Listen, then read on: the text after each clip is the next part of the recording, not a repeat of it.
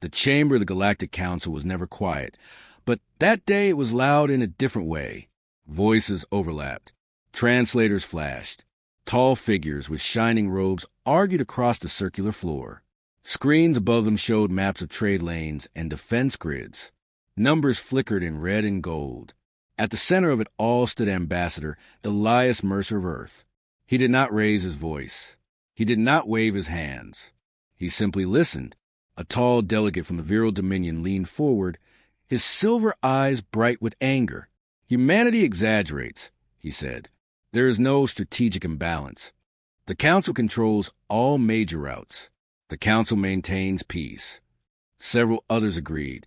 Some laughed softly. Elias kept his hands behind his back. His face showed no anger. He looked almost tired, but calm. Another delegate spoke, her voice sharp. "Earth requests independent oversight of shared defense systems. That is unnecessary. The Council already ensures stability." Murmurs of approval filled the chamber. Elias had warned them many times. He had explained that too much control in too few hands could cause problems. He had asked for shared access, for balanced authority, for simple safeguards. Each time, the Council delayed. Each time, they smiled and moved to the next topic. Now, they were done listening. The Council speaker, Thalen Kor, struck the floor lightly with his staff. The chamber grew quieter. "The Council has reviewed humanity's concerns," he announced. "We find no cause for alarm. The current structure remains unchanged." A few delegates clapped their claws together in approval. All eyes turned to Elias. He could argue. He could show data. He could remind them how often human engineers had repaired failing systems. He could list the quiet interventions Earth had made to prevent small border conflicts from growing into wars. Instead, he nodded once. "Understood," he said. His voice was steady and clear. It carried through the chamber without effort. For a moment, the silence fell heavy. Then he turned and walked toward the exit. No dramatic gesture. No final speech. Just footsteps on polished stone. Behind him, whispers began. "Is that all? He gives up so easily? Humans are emotional. He will return."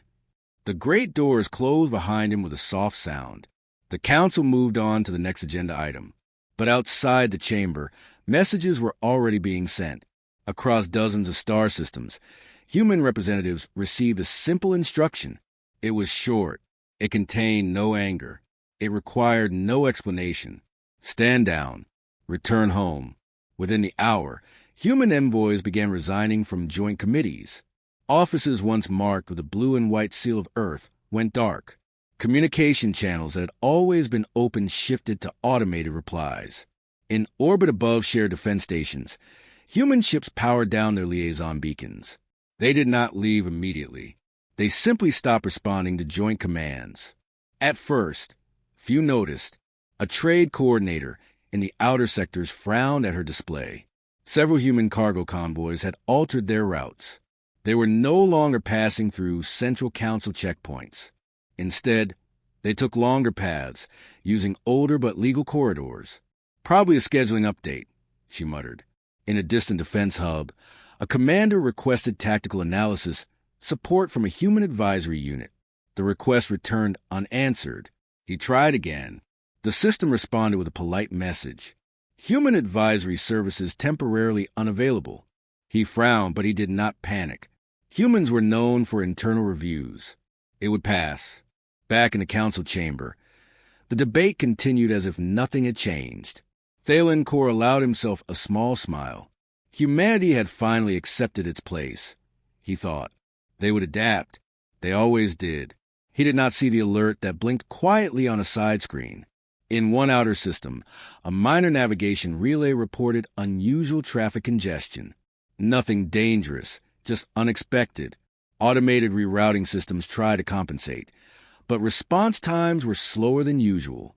In another sector, a predictive defense program failed to update on schedule. It paused, waiting for an external verification that did not arrive. Technicians assumed it was a routine delay. After all, the network was stable. It had been stable for years. No one liked to remember who had designed most of it. 12 hours after Elias Mercer left the chamber, the first official report reached the council floor. Outer System Kareth reports trade instability.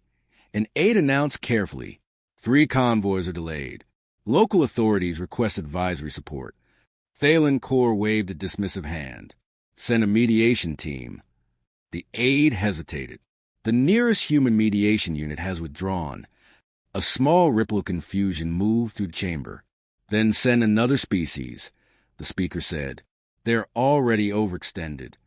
Another alert chimed. A border monitoring station in a distant region reported conflicting sensor readings. Without human calibration algorithms, the data looked unclear. Officers could not tell if the disturbance was natural or intentional. Still, no one called it crisis. They called it adjustment. In a quiet office aboard a human cruiser, Elias Mercer watched the same report scroll across his private screen. He did not smile. He did not look pleased. He only watched. Earth had not sabotaged anything. No systems were hacked. No routes were blocked. No fleets were mobilized. Humanity had simply stepped back. In the council chamber, the noise grew louder again as more minor alerts appeared. Nothing catastrophic. Nothing dramatic. Just small cracks. A young aide leaned toward Thalen Core and whispered, "Should we request clarification from Earth?" The speaker hesitated. Outside, stars moved slowly past the vast windows of the station. On dozens of worlds, humans packed their offices, powered down terminals, and boarded ships heading home. No declaration, no speech, no anger, just silence. And in 3 outer systems, stability numbers continued to dip, quiet and steady, like the first signs of a coming storm. The council had called it political theater. Within 12 hours, the galaxy began to wonder if it had mistaken the Foundation for a guest. The problems did not begin with alarms. They began with delays. A cargo vessel in the Nereth corridor waited 3 extra minutes for jump clearance. The captain frowned but said nothing. 3 minutes was not a crisis. It was an inconvenience. In another system, a mining convoy received outdated route calculations. The correction arrived late, forcing the ships to slow down. The delay spread to other vessels behind them like a ripple in water. On the surface, everything still worked, but it no longer worked smoothly. At the central logistics hub of the Galactic Council, long walls of screens displayed trade routes as lines of light between stars. Normally, those lines moved in clean patterns. That day they flickered. Recalculate traffic flow, a supervisor ordered. The system paused longer than usual. Processing. The answer finally appeared, but it lacked the fine adjustments that had once made Council logistics famous for their precision. "Why is a predictive layer missing?" the supervisor asked. An engineer checked the system access panel. A small notice blinked in calm blue text. "Human optimization module, maintenance suspension." The engineer swallowed. "They've paused their optimization services." "Paused," the supervisor repeated. "Without notice?" There had been notice. It had arrived as part of a long list of human withdrawals after Ambassador Mercer left the council chamber. But no one thought it would matter. Across the galaxy, navigation relays began reporting similar messages. These relays had been designed centuries ago by human engineers who believed in redundancy and long-term planning. Over time, updates and refinements have been added, most of them by Earth. Now, the advanced calibration tools were offline. The relays still functioned. They were just less precise. Ships arrived slightly off schedule. Fuel consumption rose by small percentages. Insurance risk models adjusted upward. In the Defense Analysis Center, Commander Redhan Vol watched another system blink yellow. "Why is the threat prediction AI recalibrating?" he asked. A technician pulled up the report. "Human predictive subroutines have been withdrawn. The core AI is compensating." "How long will recalibration take?" "Unknown." The human layer handled adaptive conflict modeling. Redhan leaned back slowly. For decades, small border tensions had been predicted and eased before they grew serious. Trade disputes had been flagged early. Pirate activity had been mapped and discouraged with quiet patrol suggestions. Now the prediction charts looked thinner, less confident. No explosions. No attacks. just uncertainty. In the Financial Coordination Bureau, trade algorithms froze for nearly 40 seconds before resuming. 40 seconds was enough to cause market hesitation across 5 systems. Merchants began calling council offices, asking simple questions. Is the network stable? Are we safe to expand shipments? Should we wait? The council issued reassurances. Yes, everything is stable. But analysts were no longer sure. Red Hanval walked through rows of data terminals, watching patterns shift. He pulled up historical system architecture files, digging deeper than most had ever bothered to. Layer after layer revealed the same name: Human Systems Initiative, Human Navigation Consortium, Earth Strategic Mediation Protocol. He zoomed out, looking at the entire galactic network. It was not controlled by humans. It was supported by them. The backbone of interstellar civilization, trade routes, predictive peacekeeping models, adaptive logistics, had been designed and maintained by Earth, quietly, without claiming central authority, without demanding praise. Over centuries, humans had woven themselves into every major system, not as rulers, but as engineers, mediators, and problem solvers. And now they had simply stepped away. Red Han felt a cold realization settle in his chest. They didn't sabotage us, he murmured. A nearby analyst glanced at him. What? They didn't touch a single core function. They only removed their access. He enlarged the architecture map again. The human-coded modules were not attacking anything. They were inactive. Inactive modules left gaps. Gaps created friction. Friction created instability. He stood up and looked around the room. Other analysts were beginning to notice the same patterns. Voices lowered. Conversations turned serious. A senior advisor approached Red Han. Can we compensate? Eventually, Red Han said honestly, but we never built alternatives. We relied on them. The advisor hesitated. Why would they build so much of our infrastructure? Red Han thought of the council chamber, of the mockery, of the word understood. Because stability benefits everyone, he said quietly, including them. Across distant sectors, outer colonies began to feel the strain more sharply. They depended heavily on optimized supply chains and fast defense predictions. Minor pirate groups tested trade lanes that had once been quietly secured. Local governors sent messages to council, requesting advisory support, requesting human mediation teams, requesting access to Earth's adaptive logistics algorithms. The council forwarded the requests. Automated responses returned. Human advisory services temporarily unavailable. On Earth, the lights of major cities glowed as usual. Research stations operated at full capacity. Shipyards expanded quietly. Human trade networks continued, rerouted but efficient. There was no sign of panic, no sign of regret. Back in the Defense Analysis Center, Red Han watched another yellow marker turn orange. Still not catastrophic, but trending. He whispered, almost to himself, we thought they were participants. He looked again at the vast map of glowing lines that connected the stars. They were the foundation. Hours later, the first outer colony sent a direct request, not to the council, but to Earth. Emergency logistical assistance requested. Civilian stability at risk. The message traveled across interstellar space. It reached Earth's communication network. And there it waited. No answer came back. The first pirate raid was small.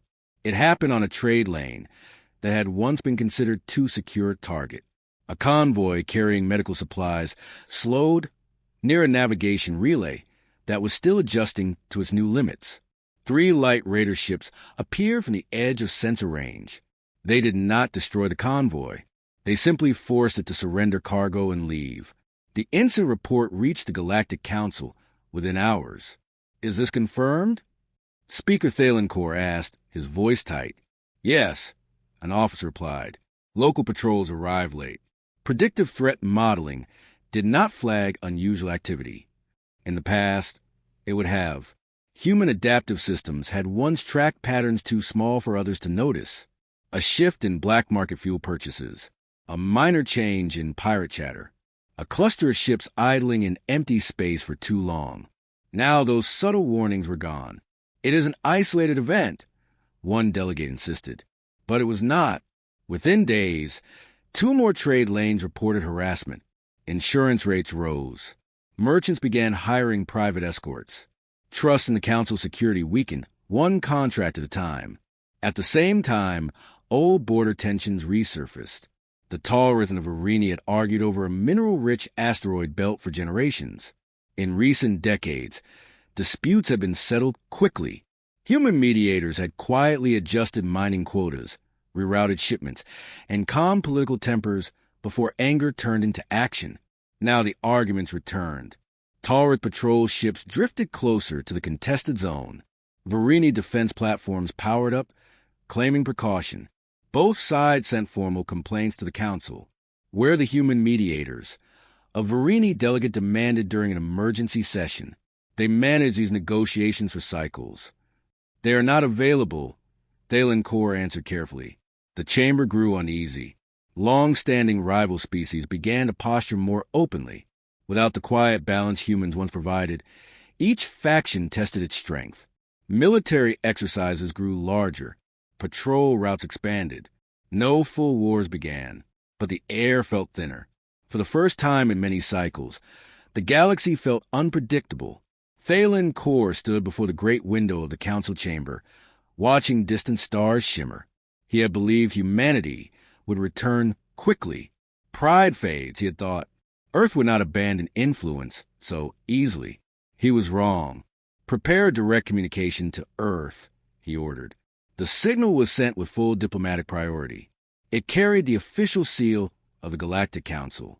Speaker Thalen himself appeared on the transmission. Humanity, he began, his voice formal but controlled. The Council acknowledges recent instability. We request clarification regarding your withdrawal of advisory and logistical support. He paused before adding, your participation has always been valued. The message traveled across space. Hours passed. The reply arrived. It was not from Ambassador Elias Mercer. It was not from a human leader. It was an automated response. Humanity is currently focused on internal priorities. We wish the galaxy prosperity. The words were polite, calm, respectful. Thalen read them twice. There was no accusation, no anger, no threat, but there was no offer of help. The meaning settled over the chamber like cold mist. Humanity was not punishing them. Humanity was simply absent. For the first time in recorded history, the Galactic Council had to solve its own problems without quiet human intervention, and it struggled. Emergency committees formed. New oversight panels were created. Delegates argued late into the cycle about resource allocation and patrol distribution. Without human optimization algorithms, coordination slowed. Without human mediators, trust eroded faster than agreements could be signed. Minor border incidents required large diplomatic teams. Trade disputes dragged on. Small misunderstandings grew into serious tensions because no one stepped in early enough to smooth them out. We were too dependent, Commander Redhan said during one closed briefing. A senior counselor shook his head. Dependent? We were partners. Redhan did not argue. Instead, he requested access to a restricted archive. The archive was rarely opened. It contained classified records of interstellar crises, conflicts, and resolutions from the last 2 centuries.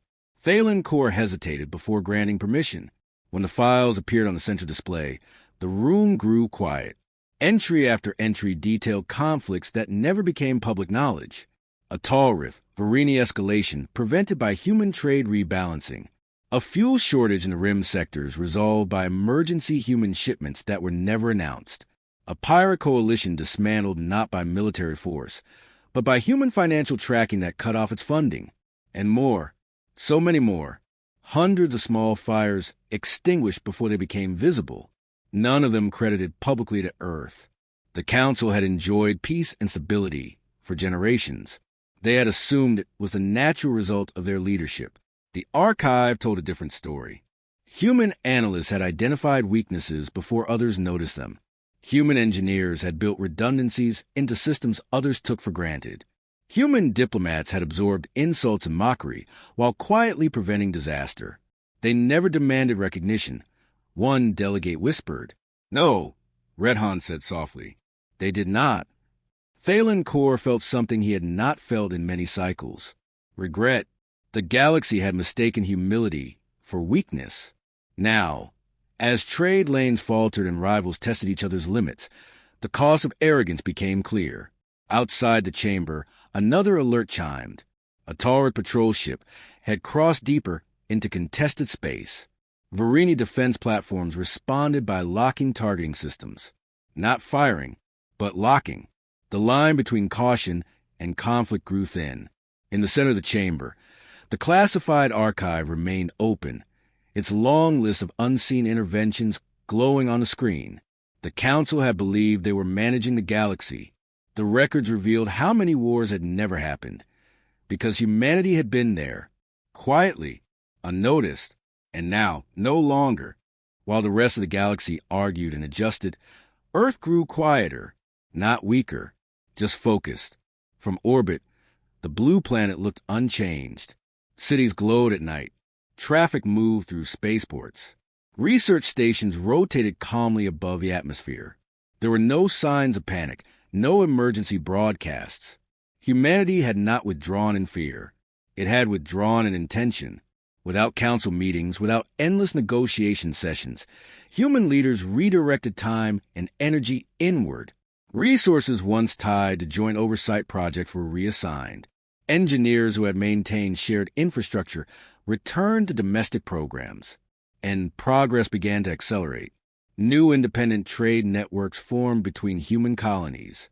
Instead of routing through central council checkpoints, human convoys established their own optimized corridors. These routes were efficient, flexible, and privately maintained. They were also fast. Within weeks, human trade profits stabilized, then rose. On Mars, a propulsion research team announced a breakthrough in jump efficiency. The improvement reduced energy costs by a measurable margin. It had been delayed for years due to shared council regulations. Now, without those limits, testing moved quickly.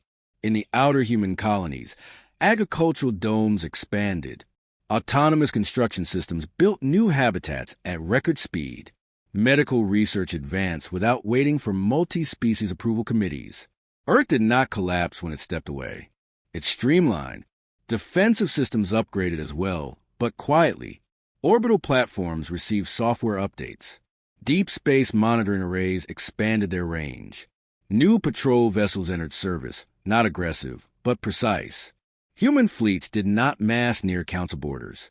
They trained, they refined, they evolved. Across human space, there was a sense of purpose. They were no longer carrying the weight of galactic stability. They were building their own future. Meanwhile, the Galactic Council faced growing pressure. Trade contraction spread slowly across member systems. Insurance premiums rose. Shipping delays became common. Rival species blamed each other for inefficiency. In council chambers, arguments grew sharper. You mismanaged defense allocation. You escalated border patrols. You failed to mediate early. Trust weakened. Without human mediation, each misunderstanding required long negotiations. Each compromise took longer to reach. Economic models predicted slower growth for the first time in generations. Commander Redhan Val studied the data in silence. He compared it with reports from Earth. Human space showed expansion. Council space showed stagnation. The difference was not dramatic, but it was clear. In a training hall on the council station, a young cadet watched senior officers argue over resource distribution. The cadet had grown up during the era of quiet peace. Stability had always seemed natural. He turned to an elder historian who stood beside him. "Did they punish us?" The cadet asked softly. "Is this retaliation?" The historian, a tall being with faded markings of age, shook his head. "No," he said calmly. "They removed themselves." The cadet frowned, but the result feels like punishment. The historian looked toward the stars beyond the transparent wall. "When a foundation is removed," he said, "the structure must learn to stand alone." The cadet watched ships moving in distant space, their paths less coordinated than before. "And if it cannot?" he asked. The historian did not answer immediately.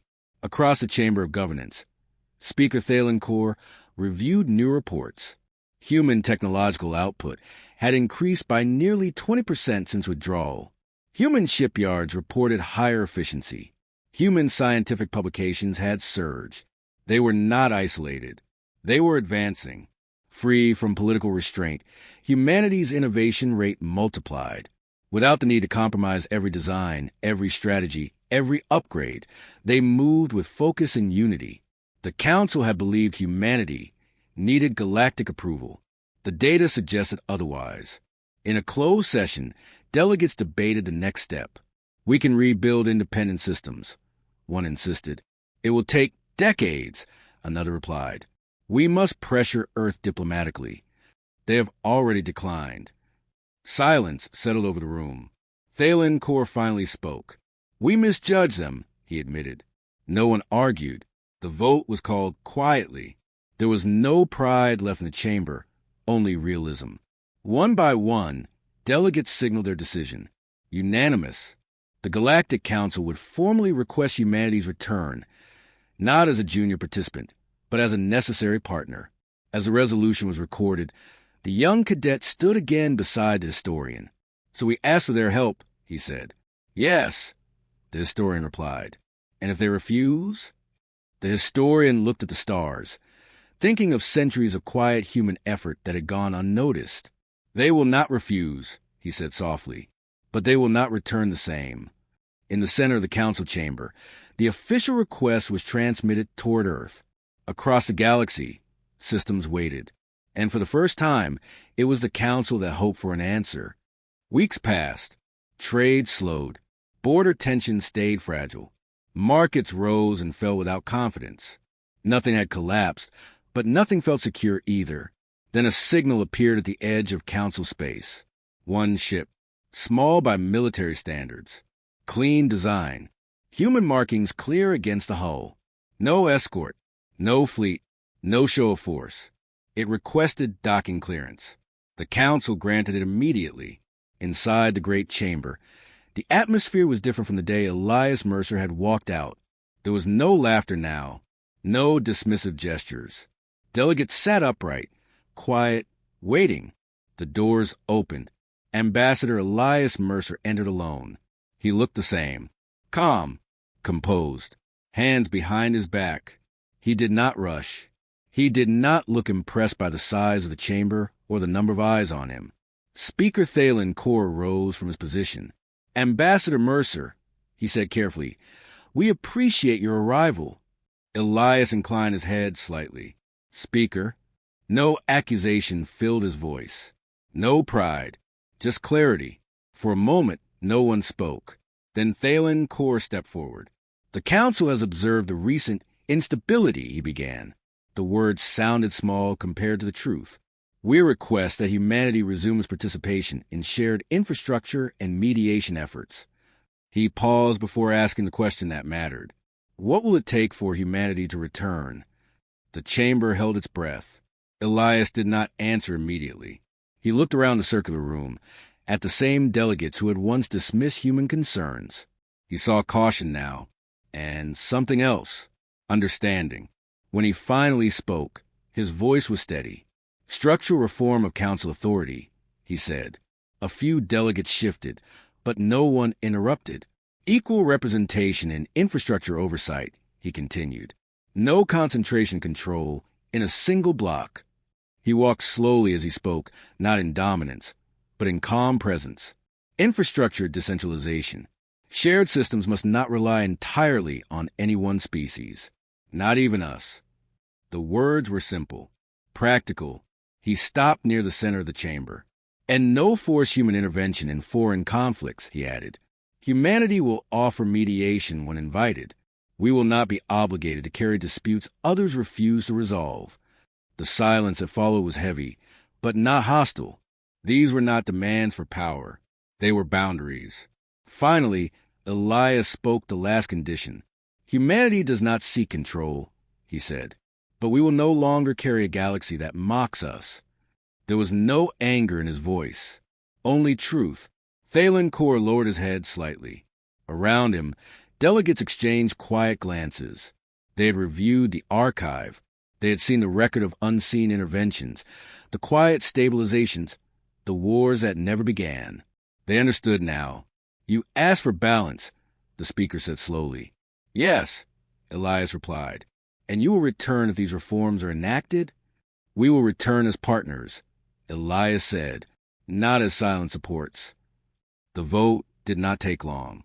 The council agreed. Committees were restructured. Oversight boards were formed. Control nodes redistributed across multiple species. Shared infrastructure was redesigned to prevent overdependence. It was not instant. Reintegration happened slowly. Human advisory teams returned in stages. Mediation channels reopened, this time clearly defined and mutually agreed upon. Logistics algorithms were restored, but with transparent architecture and shared training programs. Trade lanes stabilized. Predictive defense systems regained their subtle precision. Border tensions cooled under renewed dialogue. The galaxy did not erupt into celebration. It exhaled, but something had changed. When human representatives entered council chambers again, no one laughed at their concerns. No one dismissed their warnings as exaggeration. Even young cadets studied human proposals carefully. The myth of effortless stability was gone. In its place stood understanding. Humans had never been loud rulers. They had not commanded fleets to enforce order. They had not demanded tribute. They had not claimed authority over every system. They had built. They had maintained. They had watched. Quiet guardians. And when guardians walked away, the galaxy had felt the weight of its own imbalance. Now, as stars shimmered beyond the great windows of the council station, Thalen Kor stood beside Elias Mercer. "We misjudged you," the speaker said quietly. Elias looked out at the distant lights of passing ships. "No," he replied. "You forgot what we were doing." Beyond council space, human colonies continue to grow. Research stations continue to innovate. Defensive platforms remain vigilant, not threatening, but prepared. Humanity had not returned weaker. It had returned respected. And across the galaxy, one lesson settled deep into history. Peace is loud when it breaks. But when it holds quietly for generations, people forget who is holding it. The galaxy would not forget again, because it had learned what waited in the space left behind. And when guardians walk away, the dark gets very real.